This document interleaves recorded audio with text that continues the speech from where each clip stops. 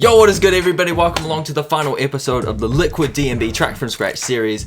Today we're mastering the tune inside of Ableton using stock Ableton plugins. In keeping with the theme of the rest of the series, where we're just using Ableton stuff only. So as you can see, the first track we've got here is the final mixed version. I did a few tweaks from the last episode, mainly fade in, fade out, and just a little bit of side chain, and shorten the track because it was a little bit too long. So I got rid of a middle section that kind of didn't really need to be there. So the track is not as long and is sounding primo. Also have a couple of Liquid D&B reference tracks here, The Rain Will Fall and The View, timeless. So if you haven't heard them before, here's a little sneak peek.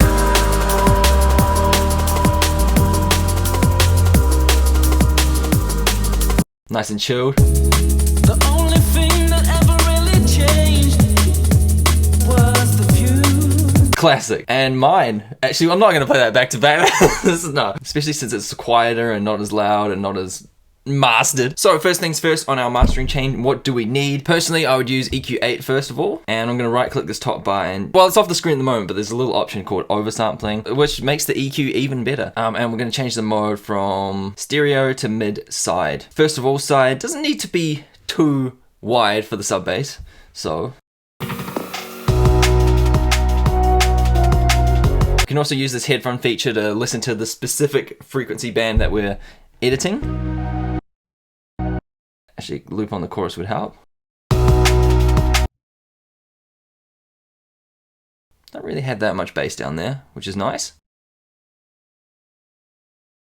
I'm not going to edit that too much because obviously once we get to the referencing stage, comparing our track to these two pro mastered tracks, then we can do finer adjustments there. But I'm going to create some notches and see if we can find some problematic frequencies in this frequency spectrum.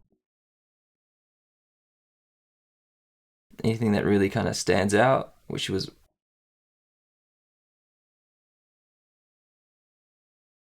that sounds a little bit too muddy, so we're going to drop that just a little bit, tighten up the Q, and just rinse and repeat for a couple more notches.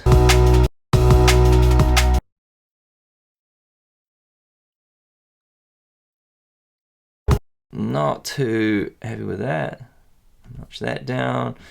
Number 3.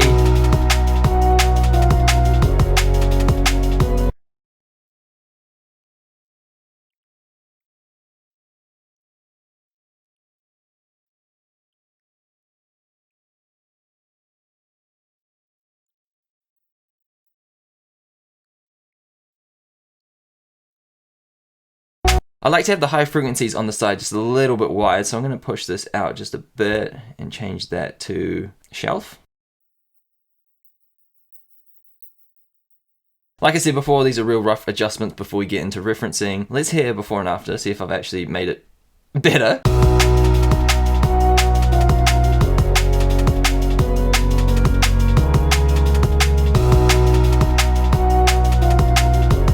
It sounds, honestly, pat myself on the back, it sounds way cleaner already. That's a good start. And head over to the mid, and we'll just do a similar thing. Problematic frequencies once again.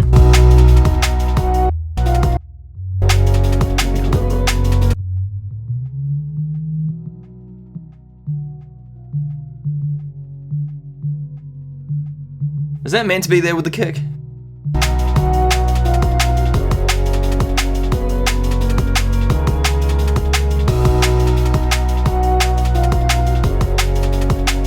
Nah, it sounds weak without that.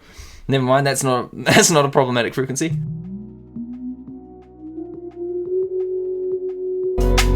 rid of that. It's funny, that band's also similar to the side one, so must have been a few resonant shenanigans happening over 300 hertz range. Must have been a particular instrument of sorts that was having those frequencies just blasted, and need to tackle them on both the mid and the side. What a surprise. Wonder if this one will show up.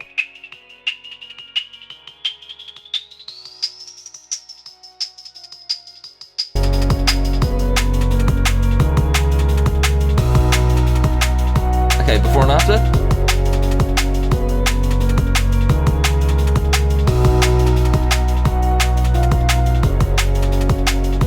I actually think we've got a little bit too much bass, weirdly. So I'm going to do a shelf. And then drop that just a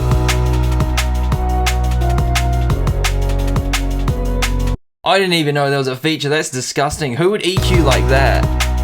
Not see it behind. Oh, nah. Why would you have that off? Like maybe saving CPU just a little bit, but oh man. That is like I'm purely using my ears. I don't need a visual reference. Anyway, moving on. Saturator, couple of dB in volume, and a nice little... Actually, you know what? We're gonna do something different here. We're gonna crank the shit out of the drive.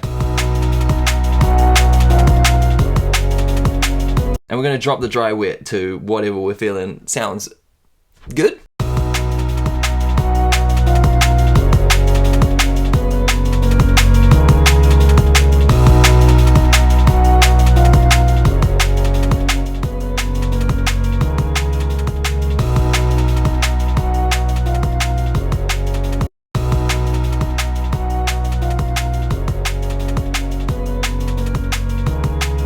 Kind of dirtying up those low end just a little bit.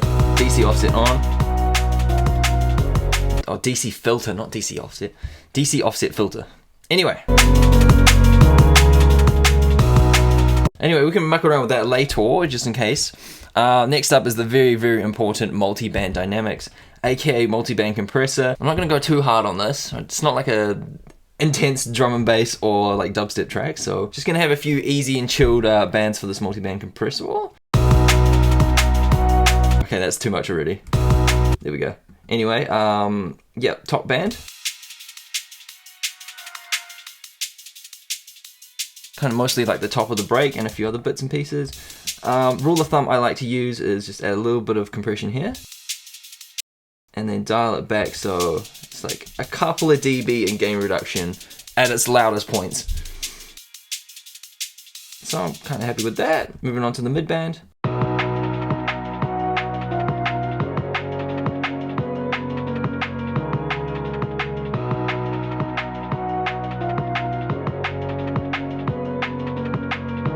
Nice, nice, and the low band.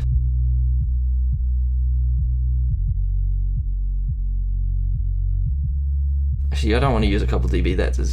Actually, I'm going to go for a couple dB, but I'm going to change the time values for all of them so it's not so compressed for that low end. So higher values. Typically like to use a slower attack and release for the bass, mostly because you don't have like fast transients or like you don't have hi-hats in your sub bass. So it works better if you have like a long, slow attack and release for the low frequencies. I'm going to try and make sure this band misses the kick and latches onto the sub. So that is just very quick compression. The kick's probably getting squished up in that, so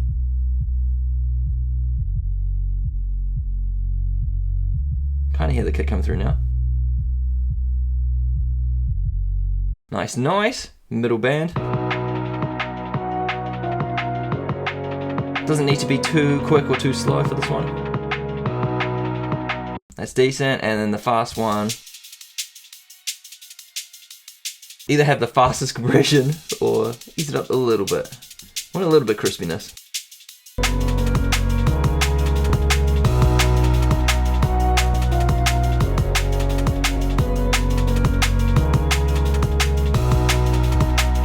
That is sounding a little bit tighter, but we are losing like some bass and lower frequencies. Like I've said a few times, referencing, we will adjust those. We will adjust all these parameters really to get them perfect. Glue compression, this is where we're going to get the most volume from our track. Slow-ish attack for a punchier sound and quick release as well. Ratio, we'll see. Soft clip definitely on, and drop this threshold. And bring up the volume. I feel like since this EQ has like a high pass section, I feel like whatever we set the frequencies, above will be compressed. So, set this low. There's a lot of bass in that. That's just getting compressed instantly. But if we move it up,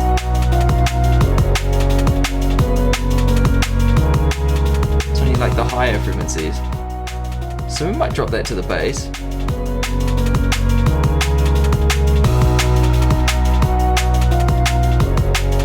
That's definitely loud now. The light green is our RMS value, which is like the average volume. And I wanted that just above -6. And would you have a look at that? just above never. Last up on the mastering chain is of course the flanger. I use it on absolutely all of my masters. It is the secret sauce, and no, that was bullshit. I'm chatting shit. So it's obviously the limiter. Turn off auto, release quick as, and gain. We can bump this up for more loudness, but it's just gonna sound ass. I would recommend if you want to make your tracks louder with Ableton, and if you are doing like a similar mastering chain, use the glue compressor to get your volume. Make sure soft clip is on and crank up the makeup gain, and then have a limiter at the end just to catch everything.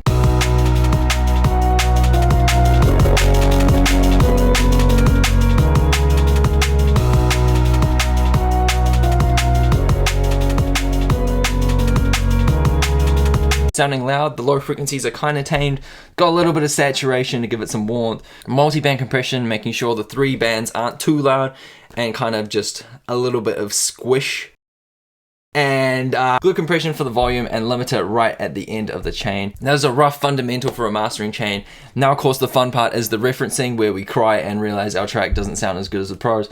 It's just part of the game, really. Game's a game. We need to make sure our track's as good as these 2 reference tracks as well. Okay, we're missing so much high end. So I'm thinking instead of... Oh, that sounds a bit crisp already.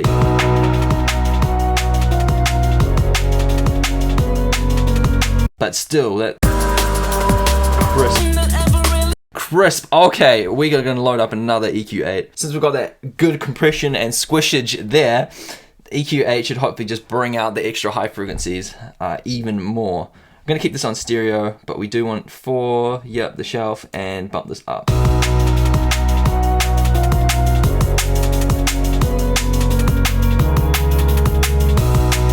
We don't have crispy hi-hats in this, so I can't push it too hard.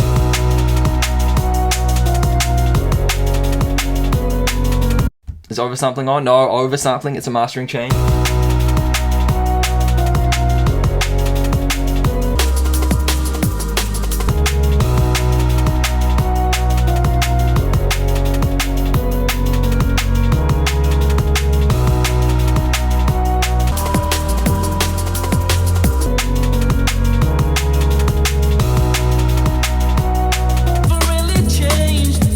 Man, I need to add hi-hats in this track or something. Alright, high end is nowhere near as crisp as that. Holy shit! The only thing that ever really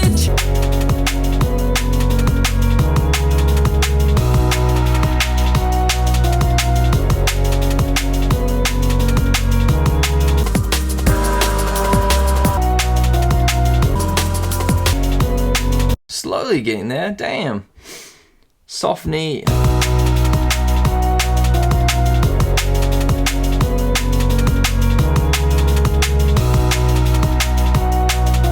I reckon peak is sounding way better, it's sounding more crispy. You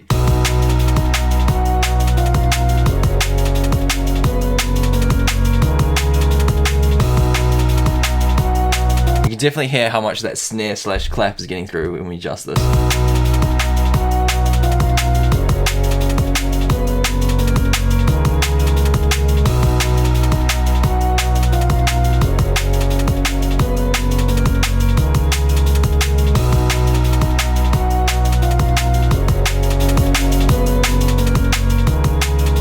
Okay, so that's the high frequencies, are the thing that immediately stood out to me. We want to check on the width, we want to check on the bass, check on the volume. Actually, let's do the volume now, nice and easy. Ours is too, what the? the only thing that ever really changed. Ours is a little bit too loud, we can drop that down, holy shit. Probably help the track breathe a little bit more instead of absolutely slamming the crap out of it. Anyway, volume check. Bass check. Like a low, clean sub. The only thing that ever really changed. Yeah, our sub could be a little bit cleaner. The thing is, with this track, we've got a lot of like low bass frequencies, not quite sub bass, so that's always going to sound quite different compared to these reference tracks. But we could try another EQ, oversampling again. A little notch there to just make it a little bit cleaner.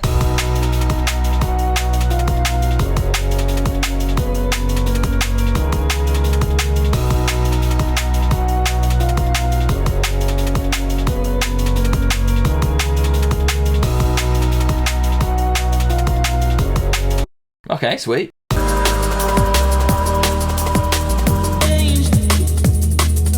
the view.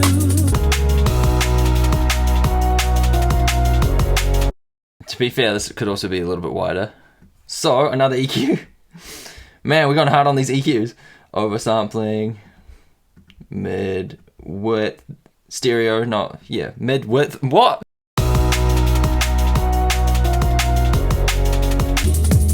Was the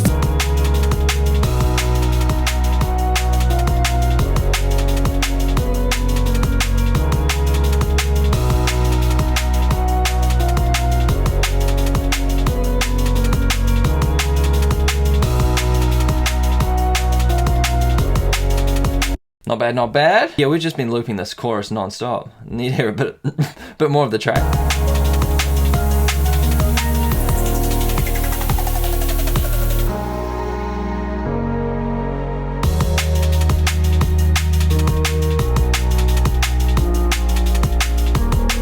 Grip all in.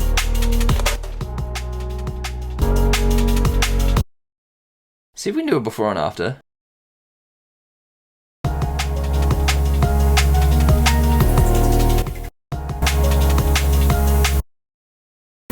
And then match the volume.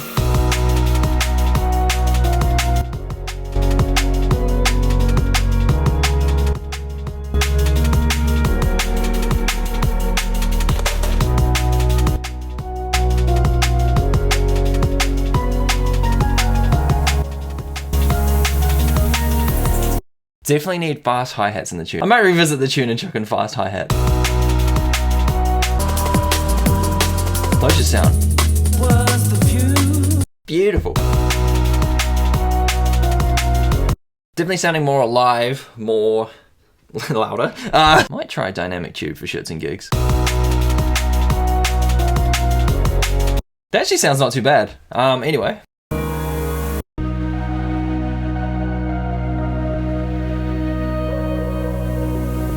Let's check this waveform.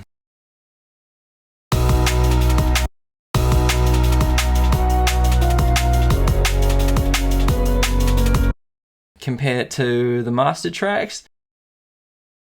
Ours is a little bit drooping. What? Might need to fix utility right at the start. DC filter perhaps, and then DC filter there, dynamic tube, maybe one after that. And maybe one after the glue compressor. Fuck. Trying to think of all the analog like plugins we got and if it would be adding DC offset.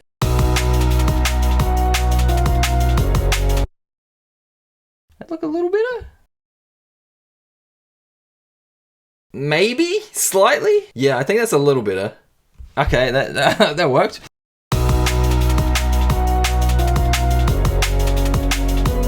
Okay, a little bit sizzled.